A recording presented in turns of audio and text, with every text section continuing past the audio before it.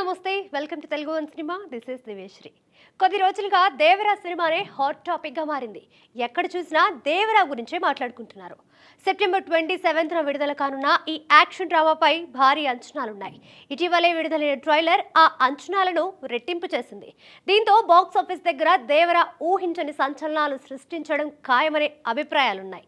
అందుకు తగ్గట్టుగానే ట్రైలర్ విడుదలకు ముందే నార్త్ అమెరికా ప్రీ సేల్స్లో 1 మిలియన్ క్లబ్లో చేరి రికార్డు సృష్టించింది. ఇక ఇప్పుడు మరో అరుదైన ఘనత దేవరా ఖాతాలో చేరనుంది. హాలీవుడ్లో అత్యంత ప్రతిష్టాత్మకంగా భావించే బియాండ్ ఫెస్ట్లో దేవరా సినిమాని ప్రదర్శించబోతున్నారు.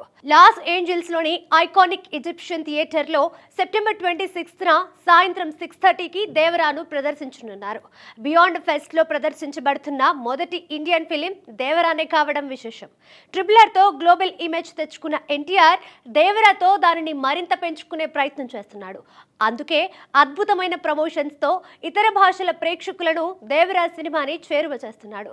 నార్త్ ఆడియన్స్ లో సినిమా పట్ల ఆసక్తి కలిగించడం కోసం ట్రైలర్ ఈవెంట్ ని ముంబైలో చేశారు.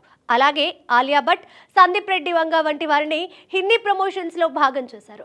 ఇక ఇప్పుడు బియాండ్ ఫెస్ట్ తో ఓవర్సీస్ మార్కెట్ ను మరింత పెంచుకునే ప్రయత్నం చేస్తున్నాడు ఎన్టీఆర్.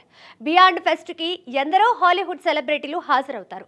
వారికి ట్రిపుల్ ఆర్ నచ్చినట్లుగా దేవరా కూడా నచ్చితే బోలెడంత పబ్లిసిటీ దొరికినట్లే. అప్పుడు ట్రిపుల్ ఆర్ మాదిరిగా దేవరా కూడా గ్లోబల్ స్థాయిలో సత్తా చాటే అవకాశం ఉంది.